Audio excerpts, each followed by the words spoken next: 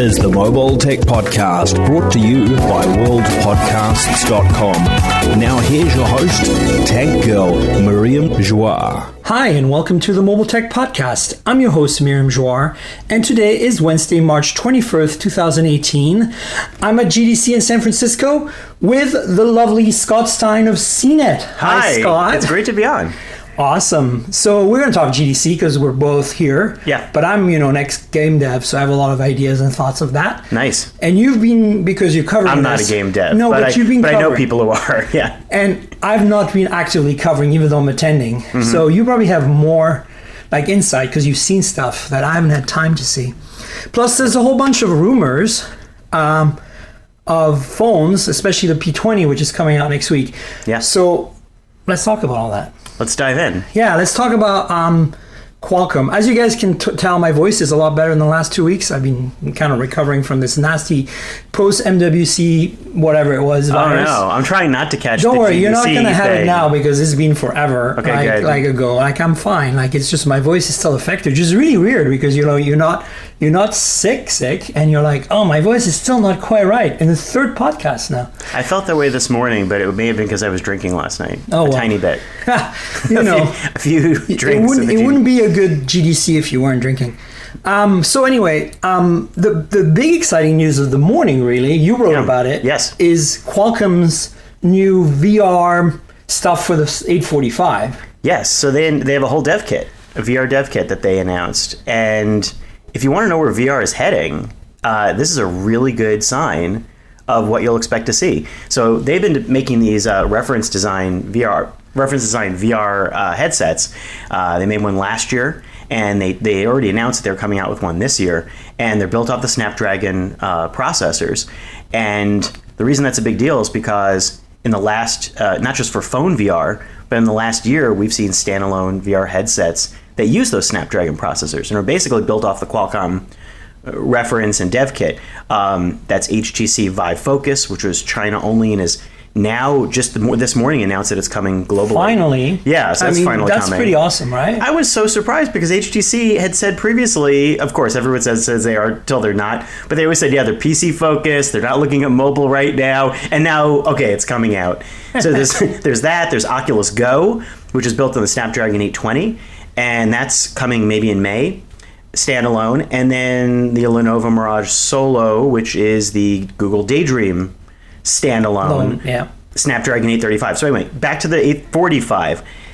The reason that's interesting is because this headset includes eye tracking. Yeah, that was announced. Foveation is a big deal. Yeah, there's a lot of things. So it's Tobii eye tracking technology that Tobii had let the cat out of the bag with that, I think, a few days ago, and that comes standard. And so what Qualcomm is saying is that they're expecting that the next wave of standalone VR headsets are going to adopt that for reasons of, like you said, of foveation, which, if you don't know what that is the ability to render graphics as your eye does, only with the highest detail where your fovea is looking. So basically you vary the LOD, level of detail, in case you guys don't know, of what you're seeing in the area where your eyes are looking. Yeah. And that's really what our brains do when we look at stuff. If you ever very carefully focus on a spot in front of you and you start paying attention in your brain without looking there of what you see around you, like right now I'm looking at this lamp, and Scott, you're like, I'm not on my peripheral but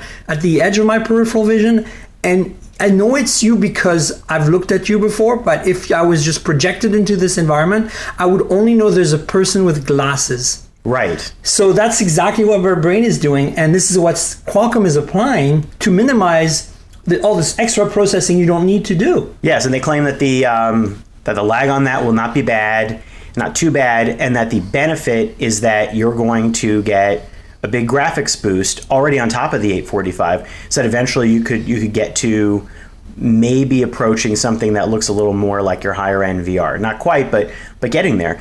And that's just one of the reasons why eye tracking could be interesting. One is definitely to look at to have a better sense of what you're looking at, to maybe focus in on things in a VR app. Qualcomm brought up social VR a lot, which was interesting, discussing the ability to make eye contact. There's actually a lot of talk about that at GDC, not like direct talk, but kind of this kind of implication that we might be using VR more for social purposes. And of course, then, you need to be able to know who's that person looking at in that VR space. Right. And et cetera, et cetera. And so that's a point. And another one is, and this is the hot button issue, is analytics. The tracking of everything that you are looking at and the heat map of that is something that's of great value to from an enterprise standpoint or advertising standpoint, and for all sorts of reasons. To app developers, I mean, we're in this era of tracking data, so that's extra data. Now, what's interesting is they're not really making a strong case as to how that data is going to be used, who's using it. Big questions there. Well, I think this is a bad week to do that. It's especially a really bad for week Oculus. for that. Yeah. I don't want to get into the whole Facebook stuff because that's really not the scope of this podcast. But anybody who's listening to this podcast right now, for context, later on, yes, there's been a lot of crazy stuff going on with Cambridge Analytica and Facebook this week, where a lot of our own personal data has been going to these think tanks that are political, and it's a big mess. So basically, this is not a good week to announce anything that says, hey, we're gathering more data. Right, we're going to be using this. And then also discussed by other VR beat reporters has been, so the other thing this headset has is 6 degree of freedom, 6DoF. All these lingo things, I always feel bad if people don't know them. People who do them, it's fine. 6DoF SLAM, so what that is the ability to track inside out, to move around without extra camera sensors, but also for it to remember and map out your room. Right. So that, Like what Tango used to do. Like what Tango used to do. So you could map out, I think, a 20 foot by 20 foot area and have full room VR. Now, again, the question is, well, if it's mapping and learning your spaces, how is that data shared between X, Y, and Z? I think a lot of the discussion points, even from Qualcomm and others, is sometimes like, well, aren't you already doing that with this device in your house? What about your Roomba? What about what about this? So that's an unfortunate connecting point, because you really want to talk about control of this, not, well, isn't everything else doing that?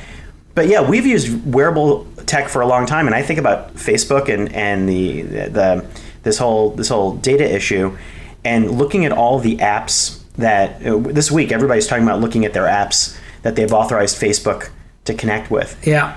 And the number one thing for me is usually all the wearable stuff or all the other things that I use to test. And just reminds me of the permissions that you always grant to all these things. Yes, yes.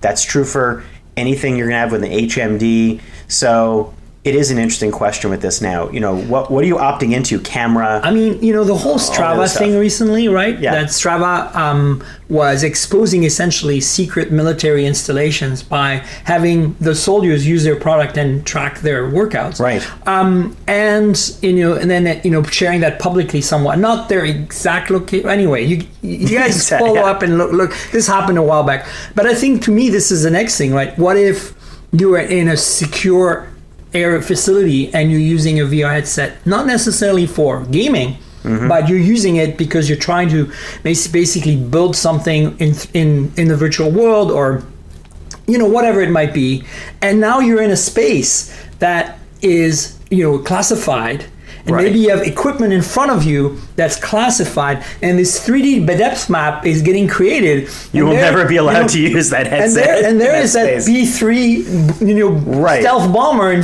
or whatever right in front of you that kind of maps itself out, and the people gathering that data are able to see that potentially. So, I mean, look, I'm not like one of those paranoid, what's it called, worried about conspiracies or anything, and I don't really care too much about the military, frankly. But at the same time, I can understand that national security in general and our privacy, more importantly, and our security are pretty important. So yeah, these are going to be some major issues. I talked at a conference in Croatia at the end of January, where I talked about the 5 top trends of the future, and one of my trends was we really need to look at every company that's doing anything in tech today needs to really think about privacy and security, and how what they do could be misused, or some of it is not going to be predictable. Like the Strava stuff, I think they could have thought about it, but there's a lot of stuff that we're not, when I worked at Pebble, there's a lot of stuff we did that in retrospect, I wish we'd been a little more diligent, but the technology was driving us so hard, and this with wearables, it's really easy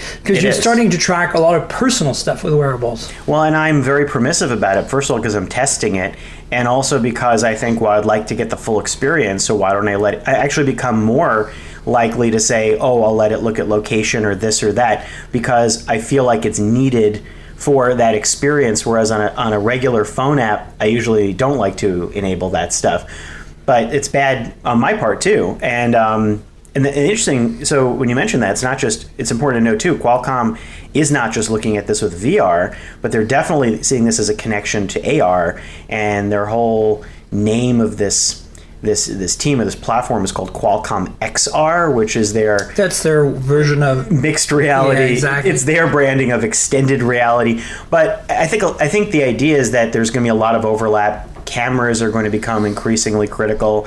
5G, so you're always going to be connected. So that all, we cameras plus 5G plus location data plus eye tracking, plus AI. So it's hilarious because all the stuff you just mentioned were part of those 5 trends I talked about in that talk. Really? I'm going to link the video. It's all the hot button trends. I'm going to link the video to that talk in my show notes this time, because I'm just realizing you guys listeners have never even seen this talk, and I think it's pretty interesting because everything you just mentioned, I talked about. That's 5G. So funny.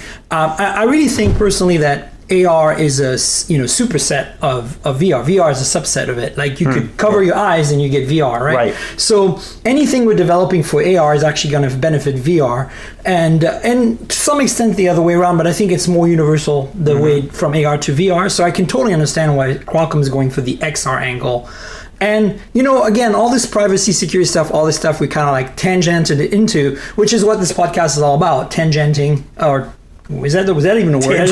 Like going on to tangents, taking tangents, is not to slam Qualcomm. I think that they are just developing the technology, and obviously we need to use it wisely, right? Yeah. So what else did you see that got you excited at GDC so far? Well, I'm looking this up so I make sure I've got the names correct. The names right, which I probably won't, and I feel awful about this. But I went to a dev talk for Magic Leap, and so I was thinking about this because Magic Leap, one of the most mysterious, seemingly vaporous many times, like where is this company at, promising holograms, and I've never seen a demo of Magic Leap in my life. Some people have, and Shaq has worn them. So this Magic Leap 1 mixed reality headset is supposed to come out this year for a Creators Edition that's going to be aimed, I think, kind of like an Explorer Edition, something where you're somewhere between professional and made for artists or early adopters. So Magic Leap's kept a pretty low profile, but that's been increasing. Well, low profile, they talk everywhere, but it's been increasing lately with a lot of talks, Code Conference, and now at GDC, they're giving a series of developer talks. I went to one that was all aimed at AI. It was part of the AI track, and the discussion was, why is this an AI track thing? I really liked the talk, and it was one of the first times I've really thought about the potential of mixed reality Magic Leap in a new way. I think it's because a lot of the Magic Leap's early demos and promises seem more bombastic. This was like your wild hallucinating elephants. I know. I mean, it's amazing to me that they still haven't really shown us what they're doing. Right. I mean, this is the most. Just again, tangent tangenting. I love this new word. Tangenting. We're tangenting along. Like, how is it possible this company's been around for what, 20 years? I'm joking. For like 2-3 years, something like that now. Feels like a long time. And we haven't seen, all we've seen is hypothetical. I mean, it's great hypothetical. Yeah. And clearly they're getting the money. And I mean, I'd like to think that Theranos is a one-off, that they didn't get all this money and it just vaporized, and they weren't just talking their way through BS the whole time. That they're the only ones who pulled it off. But I hope Magic Leap actually delivers something. Come on. I hope so too. I think that there's definitely a focus lately for that company, which is what interests me, on creating content, creating software, and some of the issues that everyone's going to have to be dealing with in the next wave when it comes to AR and mixed reality. And that's where the talk really interested me, because it was, this is, I didn't expect to suddenly name names, but Alicia at GDC Her last name is on her Twitter account. I forgot her last name. She used to be at Ubisoft. Okay. I'm sorry. I should know your last name. But I'll pull it up in a moment.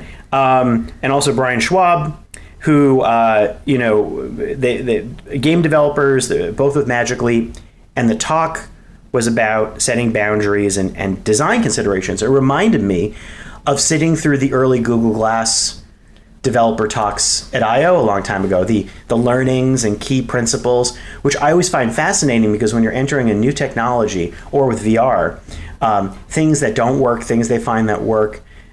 A couple of things I just remember. One was that they were talking about less is more, that pixels, the fewer pixels, the better. They kept talking in terms of pixels, but that a little thing can be more magical than a big thing. And so it sounded like a lot of the focus is on subtle cues and subtle moments layered into your real world, not throwing tons of stuff. And then there was this interesting thought of anytime anything becomes too much like a screen shape, it will throw people into a possibly more sedentary screen mode, which is negative. And Brian had posited this theory that that's why the Wii was so sedentary, that it put everyone in a screen mode. I also think it's because they never developed motion games, because everybody liked Wii Sports. Right. But it is an interesting thought that at one point, when you see the rest of the world and you see something layered into it, do you just treat it like a floating TV screen versus an integral part of the world pointing you to real world things? So that was one interesting part. And then they brought up some stuff with eye tracking too, suggesting, which I thought of before, and Qualcomm had brought up, that eye tracking can have a predictive element, that to some degree processing can start to jump ahead of what your action's going to be, because you tend to look and it's like a poker tell. You tend to look before you act. Right. And so some of the interfaces will start to do magical things to work with that.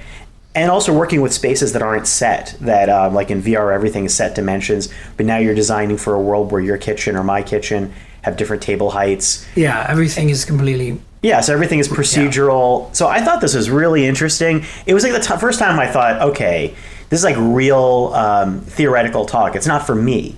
But I love that, because I feel bad sitting in that, because I go, I'm not a developer. Like, get out of here, press guy. But whatever. But I took a lot of notes and just enjoyed it as a creative. But that's what GDC is about. Yeah, I love it. Yeah. I've been going for about 20 years, originally as a developer, and now on and off as media. And the stuff you just talked about, how this. When you see a screen, you tend to be sedentary and stuff, is actually a design problem that we've had in video games for a really long time, ever since we've done 3D rendered video games. You're in a first-person shooter and you're walking down a hallway. You see a screen on the left of you, right? Like a control panel or something, right? Right. What are you going to do, right? You're likely to, well, if you're in the middle of the heat of the battle, you probably won't even notice it.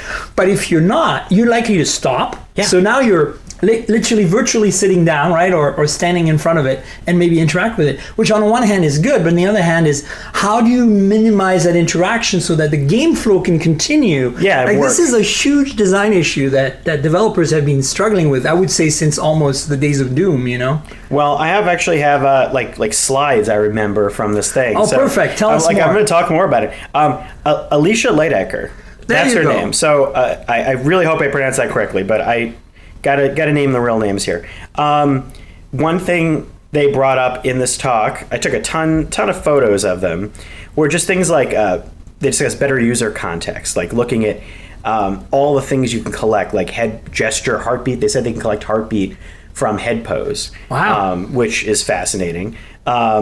Gesture and tracking with hands, gaze, emotional data with the eyes, voice commands, time of day, a lot of stuff we've already known about. But they also talked a bit about something that I love, which is magic. And I've thought about this before. I do sleight of hand magic as a hobby. And I've thought about the connection between Penn Jillette and many others. Void, the founders of Void, have a background in magic and illusion. And the cognitive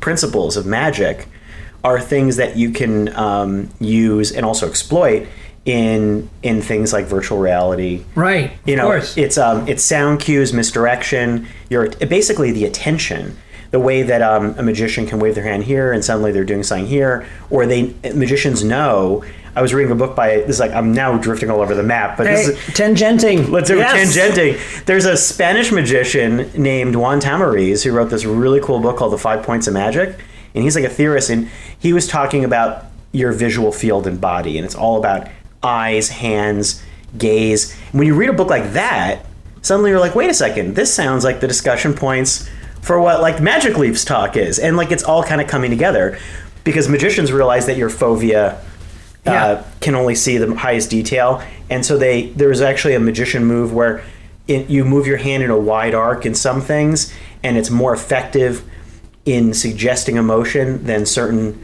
slower motions because you're like a cat. So anyway, right. No, that's great. I think it's great, and the point is that getting all the way back is that it's exciting because designers are going to start realizing how to maximize this because these are cognitive things built into us that work well. And so it sounded like Magic Leap was saying, again, VR designers have said this too, subtle audio cues to get you to turn around or attention tricks to kind of make things seem natural, to kind of direct your gaze when you have the ability to look anywhere. So that was a lot of the talk. I think they were also just discussing AI is a big deal because they're banking on a future of deep learning and object recognition to figure out everything that you're looking at, like Google Lens or Bixby or all the other things we've got, but they're all going to sort of come together. So it's a deep AI ambitious world. So the other thing that you talk about cognitive behavior and stuff in games, and I think with VR, the other thing that's going to come into play and is majorly important. Yeah. And Lucas used to say this. Half of the film experience is sound, and we know Lucasfilm has had Skywalker Studio. I worked at Lucas. I'm a little biased. I worked at LucasArts as a game developer. I didn't know that. I had to interact often with Skywalker sound because I worked in audio, and I also have to. I interacted with Industrial Light and Magic a lot because a lot of the technologies we shared, like in terms of special effect. It was a wonderful time. It was the early 2000s, and they still had a lot of money on that front. They're still independent. I'm really, really grateful I got to meet some of the brightest minds. I also worked at Dolby Labs, where I met some of the brightest minds. But I've had some cool jobs that way. But around that time, I worked at Sony Online Entertainment. Oh, there you go. So like early, like 2000, 2001. So the point I'm making is that I think audio is going to become a huge, important part of VR game design because audio cues are the fastest way to get somebody's attention. Right. So if you want that foveation to move to the top right of your screen, if you put an audio cue up there, boom, their eyes are going to automatically dart over there. Right. And I didn't see this. I saw this on Engadget actually. Somebody wrote a story about, and I'll link to it in the show notes, about how Skywalker Sound is starting to figure out how to do sound mixing for VR, for VR movies, and for VR games. So this is kind of, obviously the next logical step for them. But but I think what I'm pointing at is do not underestimate how much you can do with just audio alone. Yes. And I think that, this foveation stuff, I think is going to fit in really well with audio cues. So it'll be interesting to see. One of the only panels that I've recently, I don't do a ton of panels, but my One Mobile World Congress in 2015 was a Dolby-oriented one. Speaking of which, it was ahead of its time. It was about sound and VR. So it was exactly that, discussing, it was Dolby's emphasis of building in that kind of 3D sound, and we had a couple of VR designers discussing it. But exactly, I totally believe that. I think it's so important because you are not going to pay attention to visual cues. And here's actually a little tidbit that's really interesting. When I was working at Dolby, it was the late 2000s, and they were working on Atmos, which what eventually became Atmos in the theaters. And this is where the GDC stuff comes in. The graphics cards of the time, NVIDIA was providing Dolby with the latest graphics cards in like racks. Basically, like, imagine a rack full of graphics cards on a BCI or whatever bus, right? And like, a machine that was just basically designed to exploit the compute power of these rather than the actual graphic output of these. And we use these rack mount things to compute ray tracing of audio reflections on various surfaces in the theaters to try to figure out basically how to do Atmos properly in various settings. And so it's all I'm trying to say here is, I mean, I don't know the details, I wasn't on that team, but the reality is that a lot of what you do with audio can use GPUs to do the computational stuff. And especially when it's got to do with, when it superimposes to a 3D world and VR, there's obviously a lot of that going on. So I think our GPUs that we're using on our machines today, or in our processors in the case of the 845, are going to work tightly with the DSP aspects. And Qualcomm talks a lot about their DSP, and for good reason, because they have probably the most experience of all the chip makers out there, I think, in terms of not just delivering audio to a headphone jack or to a USB-C port or to a Bluetooth chip, but actually delivering some computational aspects that enable some of the stuff they're doing in graphics and VR and AR. Oh, interesting. Yeah. I think as time goes on, I also just think that between magic and theater, I used to do theater in the past too, and I think theater is the strongest connecting point. People talk about film, but I just keep thinking about theater. I think film is one thing, but theater seems to, especially as we move into that augmented reality space, theater has the most experience in dealing with a lot of these issues, especially eye contact. Films don't actually make eye contact; they just fake it. But good theater is always, especially immersive theater or improv or all these other things. There's so much eye contact going on, and there's audience connection points. You have the issue of where everybody's looking. You have no direct control over that, so you have to stage things in a way that can be okay with that. So, yeah, and then you start seeing immersive artists like Meow Wolf is working on. I saw that they're working with Magic Leap or developing stuff for Magic Leap. I've never been to one of their experiences, but I saw the South by Southwest projects they were doing, and I'm very envious. So I think it's super exciting. That's like the next wave I want to see. It's so hilarious you bring them up, because I was in Santa Fe a few days ago, driving back from Austin, and I couldn't make it. It was so packed. Oh. Because here's the thing. Yeah. So Meow Wolf has an expo, like an exhibit at Santa Fe. Yeah. And we knew that, and we wanted to go, but it was spring break. So everybody was packed in? All the kids were going, and we looked at the lines, we looked online, everything was sold out. We didn't really plan it super well. We weren't sure we were going to be in Santa Fe and everything. So, but the reality is, it's hilarious to me that I just got back 3 days ago from this road trip to Austin, and you're talking about Meow Wolf, which I was hoping to go to see. And, it's all coming together. And, you were talking about improv and eye contact. Yeah. And another thing that if you do a lot of public speaking, which I know you do, you get the same problem. It's like, how do you maintain people's attention and still give them the feel that you care about every single one of them? I mean, this is a skill that as a speaker you need to develop. And I think it's a skill that applies, that a lot of speakers have acquired from theater, from, from performance. I love how we're tangenting again. We're super tangenting. This is super awesome. Maybe let's regroup a little bit. And what else did you see at GDC that kind of tickled your fancy? Good question. There's more to come, and some things I can't even discuss. Yeah, of course. That's the great thing about GDC. But Nintendo announced a whole bunch of Nintendo Switch is a year old. And it's a success. It's a huge success. Holy crap. Yeah, so I think what's really cool coming to this show, game developers, is seeing where Nintendo's at with indie games. And Nintendo this time, everything they announced at this show was focused on indie games and indie partnerships.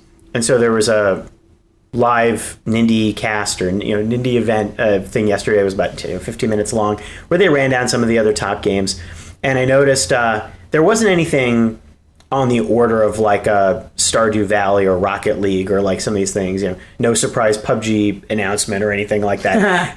But, nothing that you just go like, OMG, there's that thing. But there were some games I really love that they announced, like Luminous, which was a great game. It's a great game. That's cross-platform coming there. Adult Swim Games had a game that involved, it's called was it Pool Party? It's basically you are like a pool ball character that you're like shooting around. It's like this crazy kinetic, very cartoonish. I thought it was actually based on an actual Adult Swim property, but they said it was original IP. There's some games that they were definitely touting exclusive indie games or first to Switch, right. Which means an exclusive window. And I think it's really interesting because now that the Switch has so many systems sold, and so they have a lot of games that are really highly rated. I feel like they're consistently, for 1 year device, like the number of like high rated games is pretty stunning. That I think it's probably pretty good for indie developers. I haven't talked to indie developers directly about this, but I see the strategy that it looks like the Switch is a hot destination now, not one that Nintendo necessarily has to court. So it's like Steam, Switch, maybe Switch before mobile at this point because you can get more money.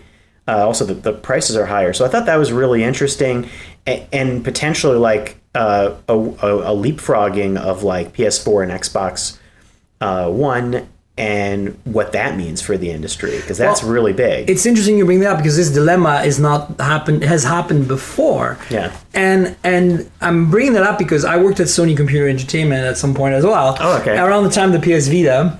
And cool. You're up in LA. No, I was actually down in Foster City here. Oh, Foster City. Okay, yeah, cool. Down here in the Bay Area. And it's interesting because we had the same. I was in developer support at the time, and we were trying to come up. Part of our job was to basically developer relations, developer support. Interacting and interfacing with US developers was our job, and we were always trying to come up with new ways to kind of get people on the platform. Yeah. And so indie developers at that point were getting really huge because mobile games were getting really huge, and the bar of entry to getting an iPhone and a Mac and starting to code a game for iPhone at the time the App Store was very new, was a pretty big juggernaut for us to fight against. So we were coming up with what can we do taking our SDKs and our dev systems and shrinking them down in price and in scope to make them accessible to indie game developers. And I think Nintendo's probably struggling with this too, because ultimately, you can't stop the juggernaut that is mobile gaming on Android and iOS. And at the same time, clearly Nintendo has proven that we can still make portable devices that are standalone and be successful in 2017, 18, which is insane. And, Sony stumbled on this so many times with various PlayStation portables and the Vita. But the point is that I think ultimately you have this indie game movement is only getting bigger, and it is the same as the indie film movement. And I think mobile drove this really radically, And GDC is torn in between the two worlds. Like if you look at the tweets and you talk to various people out there, the takeaway is there's a lot of people who feel like GDC has always been kind of the AAA conference, right? And now there's all these other smaller indie conferences. And should we be here as indie developers? Do they really care about us? And GDC's like, yes, we do, right? Of course. And so, it's really interesting because, it's like, I think that indie developers are they're the innovators. There's no doubt about that, right? They're my favorite thing right now in games. Like, I mean, I love looking for arty, interesting, edgy indie games, and they're all over the place. And it's not hard to find one of those. They're amazing works going on. I hope that what's exciting is that mobile's had a lot of great games, and a lot of games made specifically for the design considerations of mobile. But then Steam, so I'm not much of a PC gamer. Neither am I. Yeah, and I wish I was, because Steam always gets the cool stuff. That's like, you basically like get the cool album before, like a year before everyone else. And I'm hoping that the Switch can set itself up to become an instant pipeline for those games. I think it's a lot harder to probably take those Steam design games and put them on mobile, because that's a whole other design consideration, mostly touch and different screen ratio. I think it's going to be kind of a pain, but the Switch might work, and maybe it would pressure. I'm surprised that mobile and tablet games the whole controller thing went away, and nobody knows what to do, but maybe the Switch will influence stuff in the future there. I mean, obviously there's been some attempts, the Moto Mod gamepad that Moto released recently, and of course it acts as a standard Bluetooth type controller, so you don't have to change your game, although you can optimize it. And so, there is all that. But it's funny you mentioned Steam. To me, Steam is kind of like the iTunes music part of the iTunes store, right? Because all the big titles always come there first. Like if you want the latest super successful music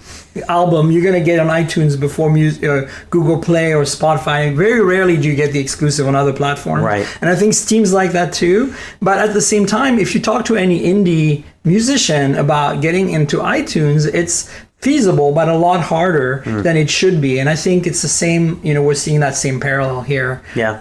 And of course, Apple's probably trying to change that in the same way as Valve is probably trying to change that.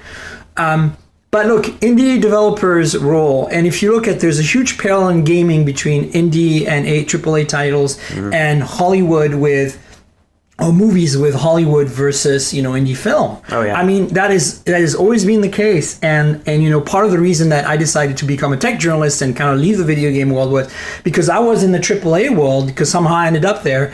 And, it stopped innovating. As an engineer, as somebody who was creating technology for the purpose of improving gaming, I didn't quite have as much freedom because budgets were very huge, and so mistakes were not allowed. And we were much more constrained than when I started 15 years before. In the mid 90s when I started, you could go nuts and do crazy stuff in AAA. And obviously the other thing I could have done, which I actually considered, was do mobile games and create a little studio that was doing indie stuff with a bunch of friends. And somehow Engadget poached me just in time before I got that off the ground. But yeah, that I have an alternate future where I became an indie game developer after a AAA title game developer and started my own studio with a bunch of people. There you go. Now you heard it here first. That's awesome. That's my alternate future was the playwriting and immersive theater and magic. Now I'm gonna hit you up for magic tricks next time I'm at a party. I very reluctantly perform them, and like all my CNET editors get to see them late at night in Vegas and stuff. But I've been doing it since I was 10. That's awesome. It's great, and I started going back to it. I teach my kids some of it. I collect a lot of. Now I'm interested in the books on theory. That's the part that's interesting me the most, because you can crawl up the ladder between magic, immersive theater, and there's a lot of connecting points. So, there are some interesting books that everybody's talking about there. I've been meaning to read Darwin Ortiz's book Strong Magic, which I have on my bookshelf. And apparently Designing Miracles is really good. So there you go. Those are the things I want to read. But yeah, I love that's my alternate universe, Scott Stein universe world before I ended up doing a lot of tech stuff, or I might still try to get back. It's interesting. I love indie games too, and I just think that it's funny when you think about the top games of each year, like what wins best game at the big game award shows. It is usually still the big studio games. Yeah. But I wonder if we're going to we seem overdue for the indie films in Hollywood type moment where the indie film wins best picture, that the indie game, while critically celebrated, maybe it's just absolutely recognized as the best game of the year. We need that's bound to happen. Not need that to happen. That's going to happen. And it will tip everything over because you can already sense that that's going on. So what is your take generally on, maybe in a few minutes, what is the state of mobile gaming, purely iPhone, iOS, Android? Where do you think we are? Are we in a good place? Are we in a bad place? Are we in transition? I mean, it's there, it's big. There's a ton of casual games that are super popular. That's not surprising. Yeah. But for those of us who are a little bit more into real, I hate to say real because they're all games. I know what you mean. Because I don't want to be a jerk. Yeah. But for those of us who are more into traditional games and maybe do not want to carry an extra piece of hardware and certainly want to be mobile, that's where I think mobile gaming has kind of a lot of appeal. Where do you think we're at here? Are we matured? Are we still in the completely indie raucous stage? Where are we? I think we're at a transition point. Right. It's a weird point. I don't want to sound negative about it, but it's funny. I was into the idea of iPhone games and mobile games from day one when that app store first launched, like Super Monkey Ball. I was like, this is the future. I thought it was great. I always loved mobile gaming and handheld and DS, and I had the Sega, I had the Game Gear, I had, I never had a Lynx, I had all the Nintendo systems, I had the PSP, so I love that stuff. That being said, I used to play a ton of iPhone games and a bunch of iPad games, and I've stopped playing as many of them. And you're pretty busy. That's probably part I'm also of it. I'm also dad and life and everything else. But I don't, even though I'm commuting, I have the phone in front of me, I'd rather take a Switch. When I get home, I'd rather play something on console. So I think what's going on there? There are a lot of really high quality games. I think it just becomes such a fire hose of content that I really have a hard time keeping up. Every week, a ridiculous number of games. I think Nintendo's going to be dealing with that too. Steam already has that. Nintendo's going to be dealing with curating as well. But there's also, I think what's really interesting where Nintendo's setting itself up as an interesting proposition is, we are kind of caught between like you say, the real or the traditional types of games you would play on a computer or console, but the mobile games can't be disregarded. Right. They are here. They're real. They're a huge, massive force. The Switch interests me because it seems like they're collecting both sides.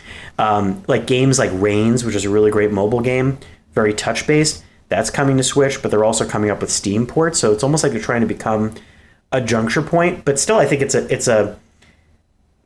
still seems a little glued together. Is it really a mobile device? I don't know. It's not the same thing. It's a little big, I feel. I mean, and rightfully so. Don't get me wrong. The Switch in its own is the right size. Right. The Switch as a mobile device that you pocket or take with you everywhere, it's a tough proposition. I get it. Right. If you're a gamer, you'll do it. It's like the PS Vita. It was a little too big, in my opinion. Ideally, it's a Kindle for games, right, where I think totally. Anything you want, you can play.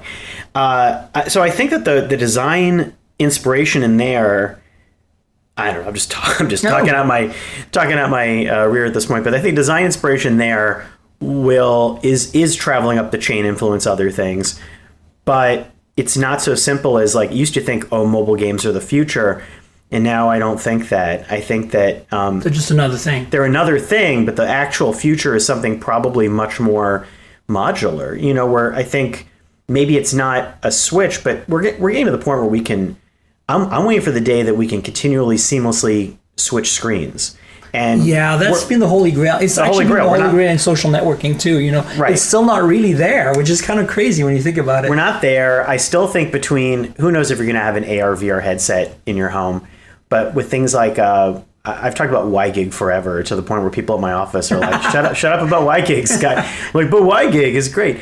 But, I want that, carry your phone and suddenly you're connected to your TV or this screen connects to that screen. That's what the Switch is marketing for, that appeal. But instead of docking it, anything could do that. I think that would be exciting because then you get to the point where any game can just kind of morph into the mode you want to play. So I think 5G is going to enable some of that, to be honest with you. I think so. Because, 5G and the concept of these devices that stream games, right? Yeah. Like your game's running on a server somewhere, and it doesn't matter where you are, as long as you get the connectivity. And 5G, I think, is going to deliver on that connectivity. I think so. So we're going to be able to use like even a mid-range phone that could potentially run the game locally, but doesn't really do a good job at that. And then with 5G on it, boom, you're running console-grade games somehow adapted to, and you can start in your living room, with a big, projector or like, let's go crazy and say here with an LED. What is it? The LED displays I showed at CES. The micro LEDs, right? The micro LEDs. So that's the thing. They said that was the report that Apple's supposed to be working on that with the watch. Exactly, and And so you switch to your phone or to your AR headset or whatever. Yeah. And I believe that as humans, we're by nature people who want to have fun, and games are as old as humans are, whether they're physical games and or digital games. And I think all platforms that can run a game should run a game. That's my opinion. Like, people should thrive to do that. As you know, Pebble, we did a lot of games in the App Store because we thought that was fun. And I don't know if everybody liked it, but I know I played quite a bit of games on my Pebble over the years. When I was, another point of interest of history here, when I was at Lucas, the iPod was king, and it was before the iPhone, and there were games on the iPod, at least on the color iPods, if you remember. And there was Solitaire. And Apple had a developer kit for that. And I tried so hard to convince the powers that be at Lucas that we should take all the LucasArts games from the 80s and put them on the iPod. Games, and put them on the iPod. And I said, look, I'll run the division. Like, put me in charge. I'll handpick a couple of engineers, 2 or 3 people. We'll get this off the ground for you guys. Because think of all the games. Think of all the LucasArts games from the 80s we could have ported as 8-bit games onto an iPod with the click wheel. And This is that alternate universe. They didn't want to do it. And we were so bummed. There were so many of us in the team. They were like, this is such a wasted opportunity. And sure enough, 5 years later, you know, the iPhones developed in 2009. The App Store is big. They're starting to get big. And they eventually went there with some games. They did. But it's just like, they could have been even earlier, right? Yeah. And they had the money to do it, which is crazy. It's not like, you know, you're an indie developer. It's kind of hard to spread yourself amongst too many platforms because it gets very difficult and very expensive. So there you go. There's another piece of history that we lost somewhere along the way. I would have played that. Right? Oh my God. I know. I think you could have Monkey Island on the iPod with a... Part of the reason LucasArts is, I think, no longer around is because they didn't push themselves hard enough to do that kind of stuff. Yeah. I mean, if they had cornered the iPod market, there's a good chance they would have been first on iPhone, not like, oh, we should do that too, which is what they did. Sure. And then, you know, they'd still be around. And maybe Disney would have still bought them, and then with Disney Games and LucasArts being kind of like mingling together. Who knows? Oh man, what a crazy world we live in. I know, now we've turned into this conferences full of VR and AR. I just want VR to turn into a pair of iPhones, like iPhones. You know what I mean? Like that's what I want. I keep thinking about that like exactly. So my real magic world is you're playing a game on your phone. You're fine with it. Oh, I want to connect more. I just put in the equivalent of headphones for my eyes. Now it's my full game, or it's my immersive. I can blow up that world, do whatever I want. And sure, that's what VR is, but it's not convenient like your earbuds. And that's the whole seamless thing. It's like I pop them in quick to listen to music, pop them out. Once it gets to that point and the resolution is great, that'll be amazing, because then basically... and it looks like the glasses you and I are wearing right now, because we're all both wearing stylish glasses. Pop them on to play a game in more depth, and then I pop back out, and I'm just doing something casual on my phone. For sure. Quick thing that I saw a story on Engadget yesterday. ARCore has gained 60 new apps at GDC, apparently. Oh, yeah. So let's talk about that real quick. Yeah, I haven't even had time to dive into them, but I was talking with my colleague Sean Hollister, and we were following that. Yeah, Sean. He was on the podcast before. Oh, nice. Yeah. We finally get a chance to catch up out here. We always are connected virtually. So ARCore... I've been excited about that because last year, Apple had its big ARKit moment. Google was right there with the announcement of ARCore, but the floodgates didn't open, and there was no availability on phones. So it was like this announcement without a debut. And the capabilities look every bit as good, and they're trying to advance things even further. So it's cool because you see a lot of the AR it looks right now like a lot of the AR apps that we're familiar on ARKit have made it over. A few new ones have popped up. I think it's a really big deal because it's going to make AR developers finally say, oh, I can make something cross-platform. Yeah. Like now it's just a feature in the app across the board to all the major phones, that the high-end phones that matter, because between ARCore phones, like the Daydream, level phones and the iPhone, it's basically Daydream and ARCore, similar enough product sets, a little bit different.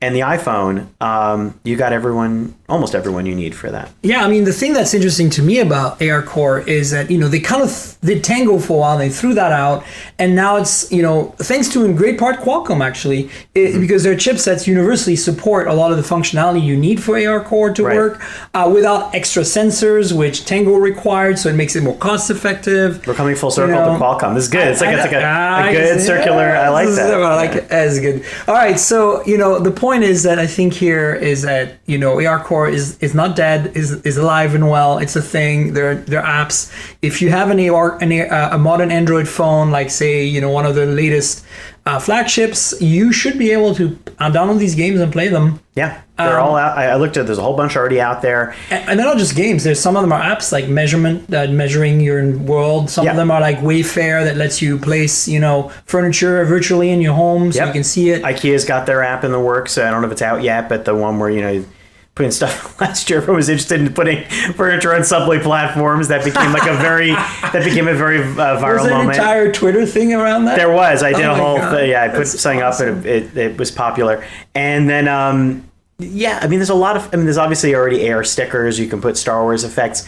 I will say, having used ARKit for a year, or not a year, but for half a year, that the reaction people have is amazing. It's fun to capture footage from it.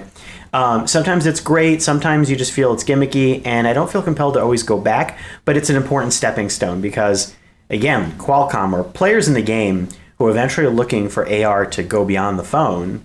This is the test ground. No, absolutely. So this is where beta. All the technologies are being kind of tested, developed, and et cetera, et cetera. We have about 10, 15 minutes left. Okay. Let's switch gears and Nice. leave GDC. Bye, GDC. It was fun. And Goodbye. I'm still here for a bunch more days. Exactly. Goodbye, Me GDC. too. Yeah. And talk about some rumors and phone stuff. So you just got a Galaxy S9 Plus. When I walked into your hotel room, there it was on the table. Yeah, you're like, Galaxy S9 you're Plus. like me. I got know. one. I did an unboxing video because I had to Okay. for my channel. And I haven't had a chance to set it up yet. I feel so bummed. I've been so busy this week. I got a perfectly good Galaxy S9 Plus in lilac. And it's on my desk, charged, ready for me to start using it. I need to do that. What about you? Have you pulled it out of the box at all? I set it set up. it up? Doesn't Well, have a you're SIM. ahead of me. Yeah, I Yeah. set it up. Doesn't have a SIM card. I may not need a SIM card for what I'm looking at. I'm using it because of very specific review purpose. I'm really curious about Samsung's blood pressure app. Yes. We'll get into that in a sec because it's almost like I'm going to tangent to that in a moment. So it's funny because I looked at the Galaxy S9 a little bit ahead of its launch. Me too. Right. So as part of that, Jessica Delcourt at CNET did the whole review and has been using it a ton. So I didn't get to use it beyond just a little bit of time. I liked it. I didn't see a huge reason to upgrade over the S8. Probably to the S8's credit because, compared to, like, say, the iPhone, the iPhone's design has been the same forever, but the bump up model is the one that really changes the design game. Right.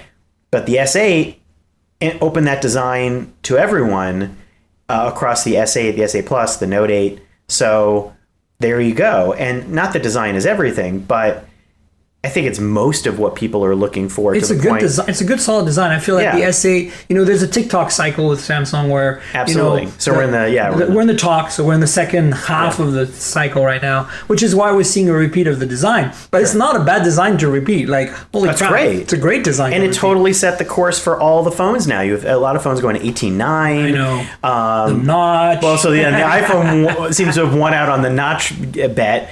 But Samsung doesn't have the notch, which is nice, and they're also going it with the headphone jack, which is still man, so good. Now is a rebel move. I know, in the phone industry. Pretty amazing if you think about it. Yeah, like headphone jack. So the S9 Plus is nice, but yeah, I don't know if I would need it. But I'm most interested in how it handles AR, how it handles VR. VR is interesting because this is something. So this is totally speculative, but I'm just wondering.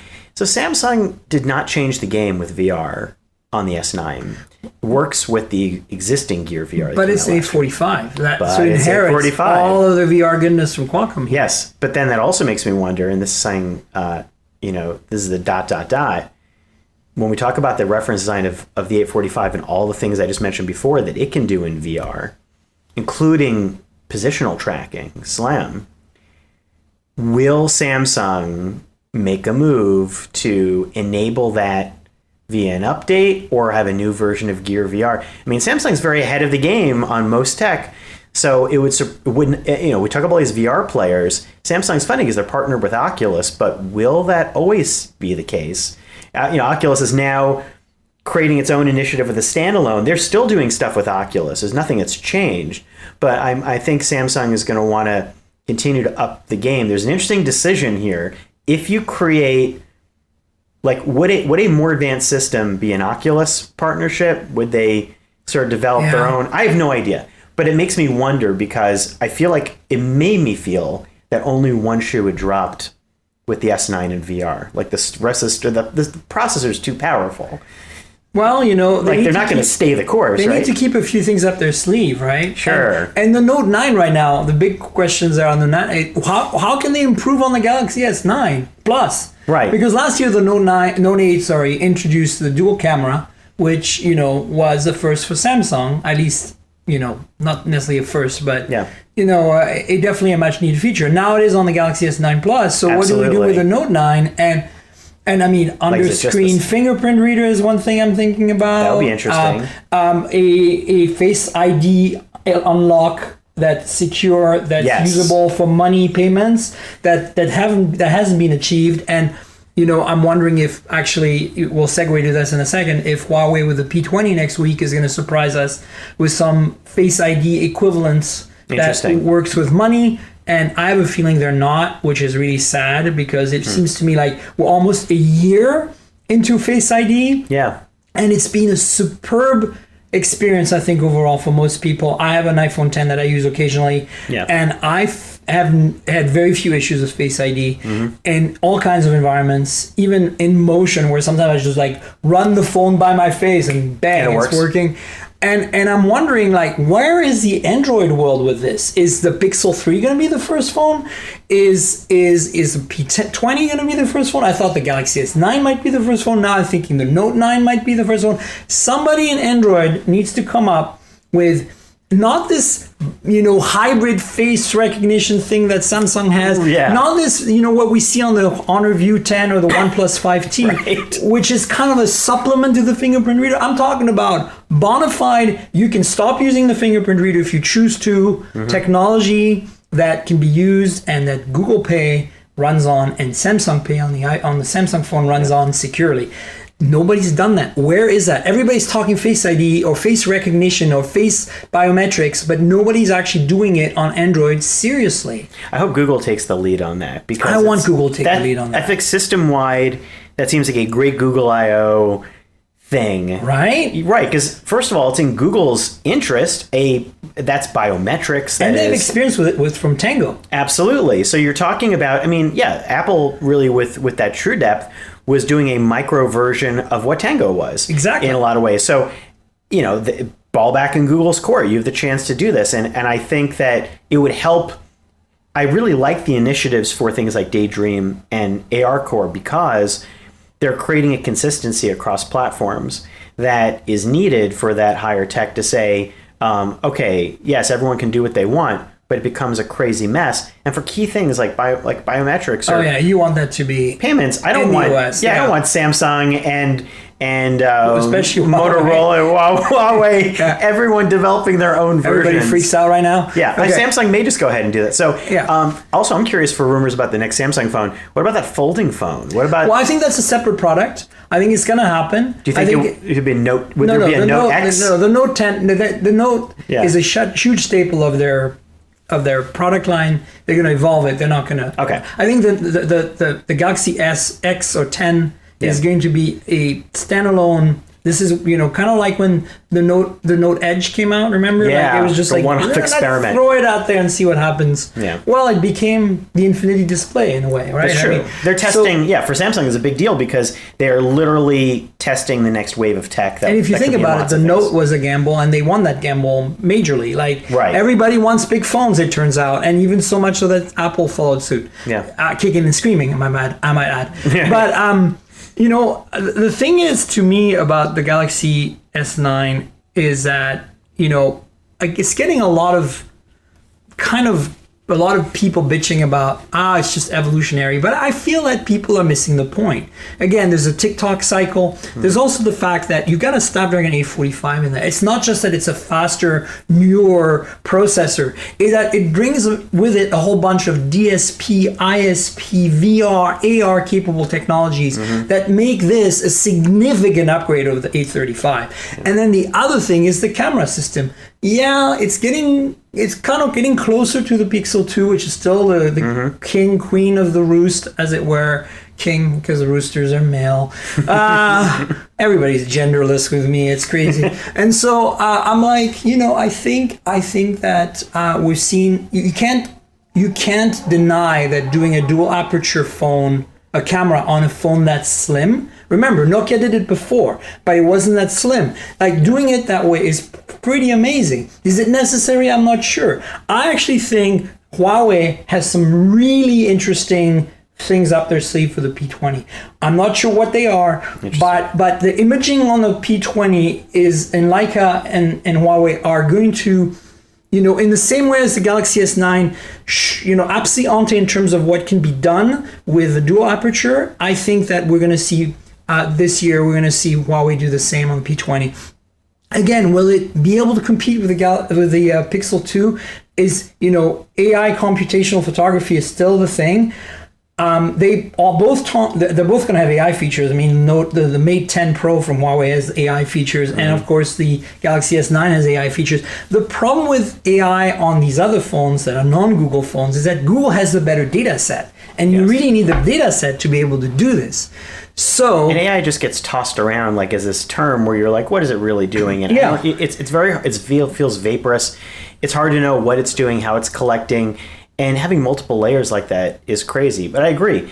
Even stuff like Bixby, like their translate thing is from Google Translate. Yeah, which is funny. So it's like, just use Google Lens. It's like, that's what I would want to use, is that I just want those services. Why do you need a second service? And it's bizarre. So we talked about the P20. Let's get into that. There is a huge leak that came out yesterday through some German site, I think, Win something, that everybody kind of parroted out. And we've got all the specs, theoretically. I don't know if they're real, but we got all the specs, and the cameras are insane. They're talking about a 40 megapixel main camera, which brings us back to the days of the Lumias and the PureView and the 808 Symbian phone. And they're talking about the only way they can pull that off, honestly, in a phone that thin, I assume it's the same thickness as all modern phones, like something like 8 millimeters or so, it's gonna have to be better be a big sensor if it's like in terms of physical size. Otherwise those pixels are going to be really small. And exactly what are they doing? What kind of, to me this screams computational photography. Like, to me it's like, let's get a fire hose of data coming from that sensor and then do something with it. And of course there's still rumors that it has 3 lenses on the Pro, which is one of the 2 phones leaked. And we're looking at, something like the rumors are like 8 megapixel tele, 20 megapixel mono, which is already the case on the Mate 10 Pro. And then this crazy 40 megapixel sensor as a color sensor. Like, what is that? And that's crazy. I'm like, the other thing that has got me excited is that, traditionally Huawei's always done a hybrid zoom where they've taken the monochrome sensor and enhance the color sensor to create a better zoom because there's more pixels to play with on the mono. Yeah. And they get the color info from the RGB sensor, the 12 megapixel or whatever it is on the Mate. And then the 20 gives them more detail, and they can zoom in that way a little bit computationally, and they get a 2 times hybrid zoom, which basically looks really awesome as a 2 times, almost as good as a physical telelens, right, out of no telelens. So now imagine they're adding a third lens that is a telelens. Will they be able to pull off like something like an 8 times zoom or something that's insanely good? I mean, this is what I'm telling you. That's what it's all about. This is the camera wars. This leak of the P20 has me scratching my head as a photography buff on cameras right now, because I really don't know what to expect. I was expecting just an evolution of what we saw today on the Mate 10 Pro with it was clear that that third lens would either be a super wide angle or a tele, but I'm like, what the F is going on here? And they look pretty sexy. They have this kind of weird like rainbow effect on the back cover. It's glass, and it looks like, they call it like, I don't know, like they don't have a name for it yet, but I suppose I want to call it unicorn actually. I think comes in unicorn and black. Exactly. That should be the official name of that. I mean, other than that, the leaks are showing a fingerprint reader in the front and a notch. Speaking of notches, so this is completely weird. There's a notch at the top, and then at the bottom there's a small chin, kind of like Galaxy S9 chin, and then in that chin is a fingerprint reader. And I'm like, it's like I have some kind of like what's it called, like. It doesn't compute for me because, the notch indicates you're trying to do a full screen display like Apple did with no chin. Sure. And the Asus Zenfone 5 has the same problem. There's a chin at the bottom. Doesn't have a fingerprint reader, but there's a notch at the top and then a chin at the bottom. Why is there a chin at the bottom on these phones? Can we call this notch and chin design? Yeah, exactly. And so I'm like thinking to myself, okay, there's a chin at the bottom, like all the other notch phones except the iPhone. But now why do you put the fingerprint reader in there? Why not put it in the back or under the display? Because it's anachronistic, right? You get the notch, super high-tech, modern, new thing, for better or for worse, and then you got a fingerprint reader and a chin below. I still like fingerprint readers, though. Me too. I'm not saying they should go away. But for me, Face ID is always like a bit of a... I still have issues like them better in the back. Yeah. So why not put it in the back?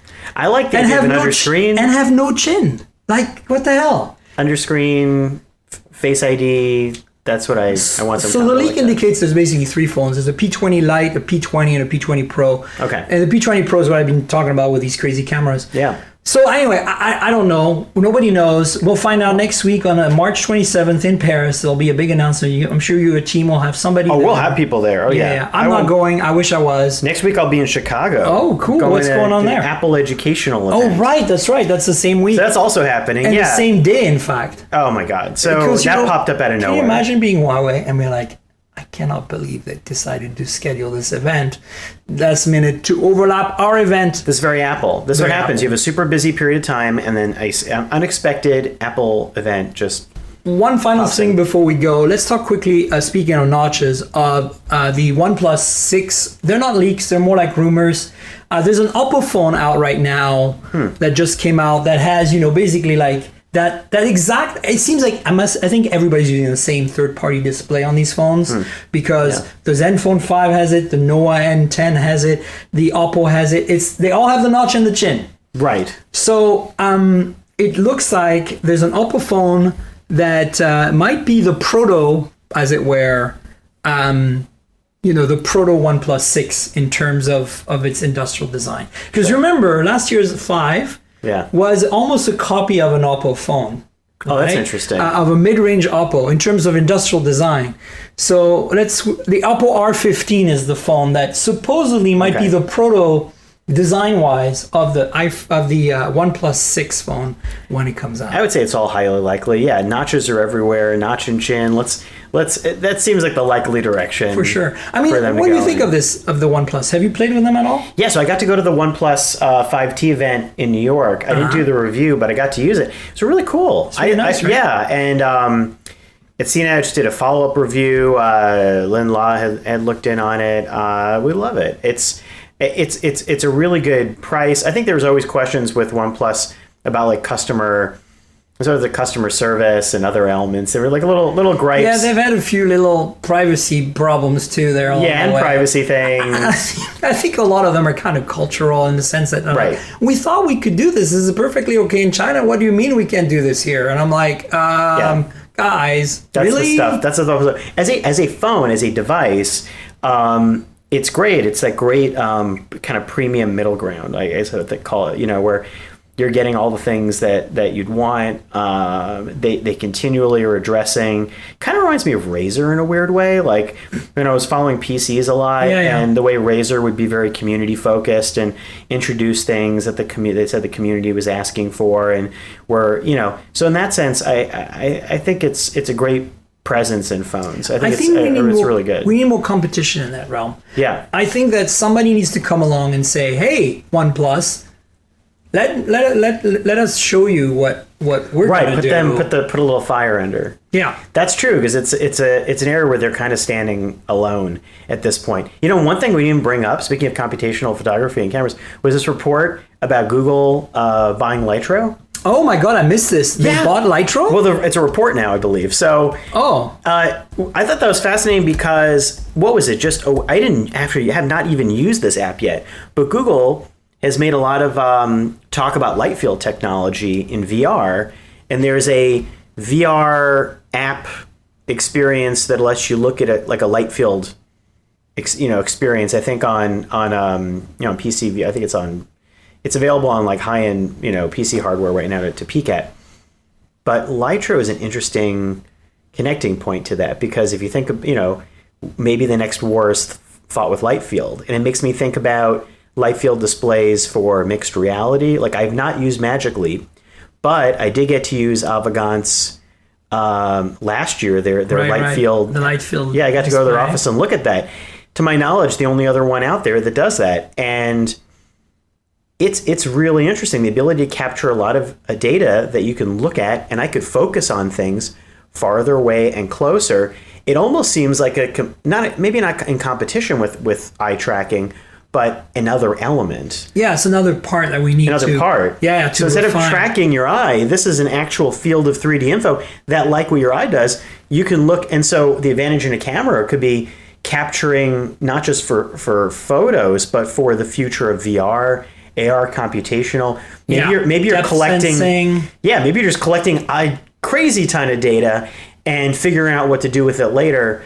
So that's another thing. I mean, it's like the camera situation is far from settled, and I think the more things we put on cameras, computational computer vision, every VR AR element that we see going forward relies on cameras inside and outside.